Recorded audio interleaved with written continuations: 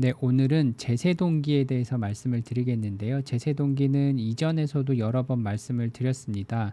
근데 최근에 이제 유로 2020에서 에릭센 선수가 아마 심장마비로 쓰러졌고, 이제 다행히도 빠르게 심폐소생술을 하고 제세동기를 함으로써 심정지가 회복이 되었고요. 최근에는 이제 뉴스에서도 많이 들으셨겠지만, 이제 에릭센 선수가 제세동기를 이제 심장에 삽입을 하고 퇴원을 했다. 뭐 이런 얘기가 들리고 있습니다.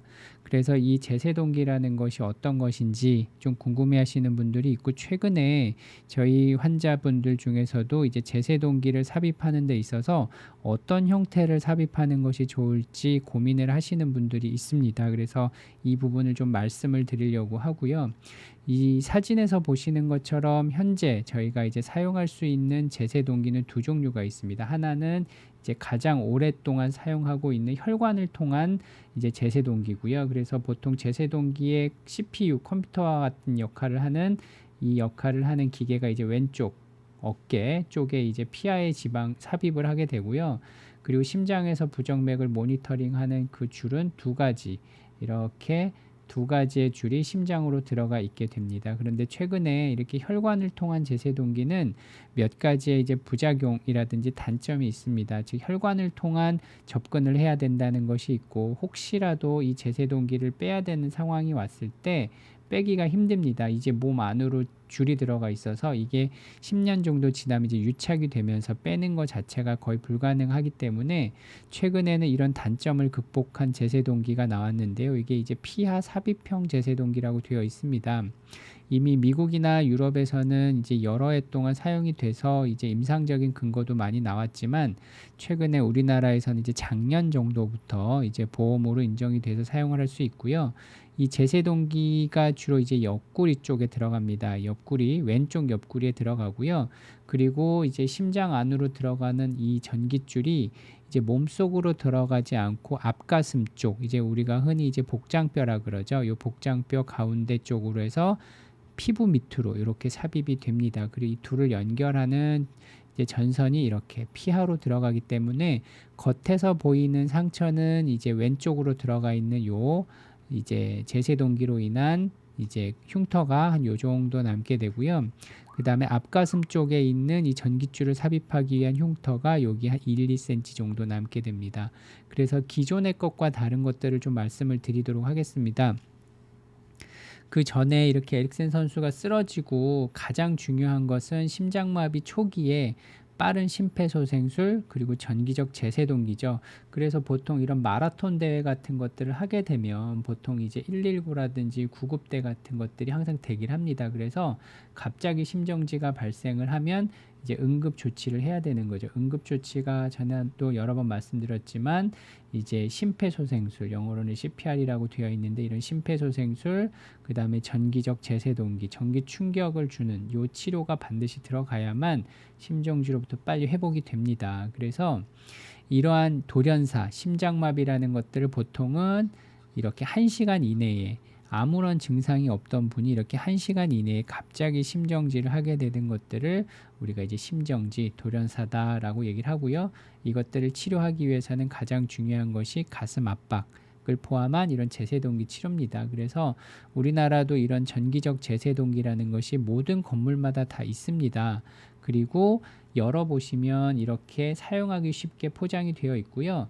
몸에다가 이 그림에 따라서 패치를 붙이고 1번부터 2번, 3번 이 순서대로 설명에 따라서 버튼을 누르기만 하면 자동적으로 부정맥이 있을 때 판단을 해서 전기 충격을 주게 됩니다. 그러면 이제 두 가지 형태의 시술적 치료의 차이를 좀 보여드리겠는데요. 첫 번째는 이제 경정맥형 제세동기라는 겁니다. 그래서 말 그대로 혈관, 이제 정맥이 되는 겁니다. 몸에 있는 정맥이라는 혈관을 통해서 줄을 삽입을 하는 제세동기를 우리가 이제 경정맥형 제세동기라고 하고요. 이전에 제가 이제 박동기라든지 제세동기 삽입하는 영상을 정리해서 보여드렸던 적이 있는데, 그것과 동일합니다. 그래서 거의 10년 이상 사용을 하고 있는 데이터가 많이 축적이 된 이제 형태라고 보시면 됩니다. 그래서 왼쪽 어깨 쪽으로 이렇게 이제 제세동기의 중추적인 역할을 하는 배터리, 그 다음에 컴퓨터 역할을 하는 기관이 들어가게 되고요. 요것들을 피아로 넣기 위해서 여기다 이제 절개를 하게 됩니다. 요게 보통 한 3cm 정도 이렇게 된다고 보시면 됩니다. 절개를 하고 넣기 때문에 환자분이 시술을 하게 되면 왼쪽 어깨 쪽으로 이렇게 절개선이 보입니다. 그래서 남성분들도 그렇고 여성분들도 그렇고 이런 절개선이 보이기 때문에 뭐 수영복을 입는다든지 또는 이제 가벼운 옷을 입었을 땐 이런 절개선이 보이게 되고요. 그리고 심장 쪽으로 보통 전깃줄을 2개를 넣게 되는데 하나가 이제 심장의 아래쪽으로 들어가게 되고 하나가 위쪽 심장으로 들어가게 됩니다. 보통 2개를 넣는 경우도 있고 또는 위에 게 없이 아래쪽 거 하나만 들어가는 경우도 있습니다. 그것은 임상 양상에 따라 좀 달라질 수 있지만 보통 1개 내지 2개가 들어가게 되고요. 심장 쪽으로 들어간 전깃줄은 이제 평생 교체하지 않고 쓰는 것이고 여기 들어가 있는 CPU 역할을 하는 이 배터리는 보통은 10년, 길게는 한 15년 정도까지 사용을 할 수가 있습니다. 그리고 이런 경정맥형 제세동기는 워낙 이제 세대가 오래 업데이트가 되다 보니까 배터리의 수명도 오래되었고요. 기능도 많습니다. 그리고 사이즈는 많이 작아져서 이제 훨씬 더 이제 업데이트가 되었다고 볼 수 있는 것이죠. 그래서 요건 실제 제품이고 보시는 것처럼 이제 왼쪽 어깨 쪽으로 절개선이 좀 남게 됩니다. 한 3cm, 길게는 한 4cm 정도 이렇게 남게 되고 이 두께가 그래도 적어도 1cm 정도는 되기 때문에 여기 보시면 살짝 도톰하게 이렇게 튀어나와 있는 형태를 볼 수가 있습니다. 그리고 환자분이 뭐 활동을 하거나 운동을 하거나 수영을 할 때 여쭤보면 대부분 크게 불편함은 없다고 얘기를 하십니다. 그리고 이제 피하 삽입형 제세동기라는 게 있는데요. 최근에 이제 우리나라에서는 이제 작년 정도부터 이제 시술을 하게 되고요. 그 혈관을 통한 제세동기와 마찬가지로 피하 삽입형 제세동기도 보통 이제 전신 마취는 하지 않고 수면 마취를 통해서 시술을 하게 되고 보통 시술 시간은 1시간 에서 길면 한 2시간 정도 소요가 됩니다. 그리고 수면 마취이기 때문에 뭐 크게 부담은 없지만 다만 요 왼쪽에 들어가는 이 이제 배터리 이제 제세동기의 중추적인 역할은 CPU 기관이 아까 보여드린 이제 혈관을 통한 이제 제세동기보다 좀 큽니다. 사이즈가 크기 때문에 절개선이 이렇게 옆구리 쪽으로 있더라도 이 절개선이 조금 깁니다. 그래서 보통 5cm에서 7cm 정도 좀 길게 나오게 되고요. 하지만 흉터 자체가 옆구리에 있기 때문에 아까 보여드린 이제 어깨에 있는 절개선보다는 미용적으로는 크게 부담은 없다라고 환자분들은 얘기를 하시더라고요. 그리고 이제 사이즈가 배터리 사이즈가 좀 크기는 하지만 그렇게 생활하는데 이제 이물감이 느껴진다거나 불편은 없다라고 보통 얘기들을 하십니다. 그리고 아까 심장 안으로 들어가는 전깃줄 대신에 여기 보시면 이렇게 앞에 복장뼈 쪽으로 이제 삽입을 하는 전깃줄이 들어가고요. 이것도 마찬가지로 피하로 들어갑니다. 그리고 요걸 삽입하기 위해서 여기 명치 정도의 한 1, 2cm 정도 절개선이 필요합니다. 그래서 겉으로 보이는 절개선이 이렇게 2가지가 남게 됩니다. 옆구리에 하나 있고 명치 쪽에 하나 있고요. 그리고 둘을 연결하는 전깃줄도 역시 피하로 들어가기 때문에 보이지는 않습니다.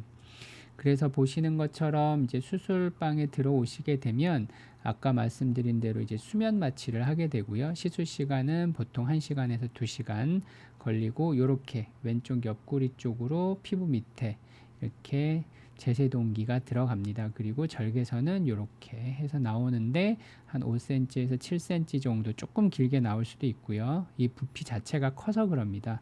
그렇기 때문에 이제 절개선이 크고 이제 수술 범위가 아까 보여드린 혈관형보다는 좀 큽니다. 하지만 환자분들이 미용적으로는 겉으로 보이는 부분이 적어서 좀 낫다라고 얘기하고요. 이 앞쪽으로 이렇게 전기선이 앞쪽 복장뼈 쪽으로 들어가고 둘을 연결하는 선이 피하로 이렇게 들어가는 형태로 보통 수술이 이루어집니다. 그리고 이 배터리의 사이즈는 아까 보여드린 것처럼 혈관형에 비해서 2배 정도 큽니다. 이 사이즈는 이렇게 83mm, 69mm, 12.7mm 뭐 요 정도고 부피도 약 2배 정도 실제 아까 혈관형보다 좀 크게 나옵니다. 그리고 배터리가 아직까지는 2세대 제품이기 때문에 한 7년 정도 쓸 수 있습니다. 아까 보여드렸던 혈관형에 비해 이제 절반 정도. 근데 이제 시간이 지나고 요 피아 삽입형도 세대를 거듭하면 배터리는 아마도 이제 조금 더 늘어나지 않을까 싶습니다. 그리고 또 하나 아까 이제 혈관형으로 들어간 거는 말 그대로 심장에 붙어 있는 기관이기 때문에 혹시나 부정맥이 생기더라도 그때 전달하는 에너지가 보통은 이제 30줄 보통 이렇게 표시하는데 에너지가 그 정도라면 이 피아 삽입형은 이제 제세동기 자체가 몸 밖으로 나와 있죠. 그래서 심장에 제대로 영향을 주기 위해서는 이 에너지가 약 80줄 정도, 그러니까 많은 에너지가 들어갑니다.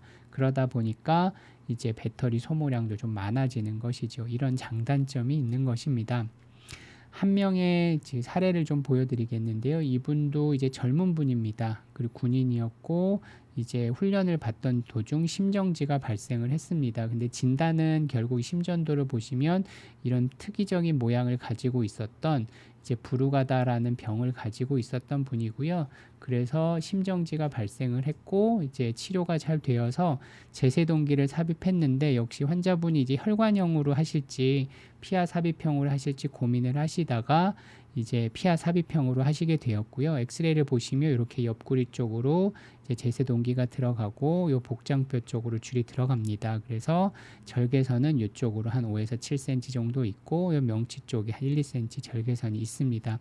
요 정도로 하고 퇴원을 하셨는데 몇 개월 있다가 다시 심정지가 발생을 했고요. 근데 다행히도 이번에는 제세동기를 갖고 계셨기 때문에 뭐 병원에 입원하실 정도의 큰 문제 없이 바로 제세동기 충격을 통해서 심정지가 바로 회복이 됐습니다. 보시는 것처럼 그때 찍힌 심전도를 보면 여기서부터 이제 심정지가 발생을 했고요. 환자분이 의식을 한 깜빡 30초 정도 잃었다고 합니다. 그리고 여기 전기 충격이 들어갔고 바로 정상 맥으로 돌아온 거죠. 그럼으로써 바로 깨어나셨고 환자분은 큰 문제 없이 그냥 외래로 걸어오셨던 케이스입니다. 그래서 실제 이런 이제 비특이적인 유전학적인 심정지로 인해서 이제 젊은 분에서도 이런 심정지가 발생을 할 수 있는데 이런 제세동기가 어쨌든 사람의 생명을 살리는 데 많은 도움을 주고 있는 것 같습니다.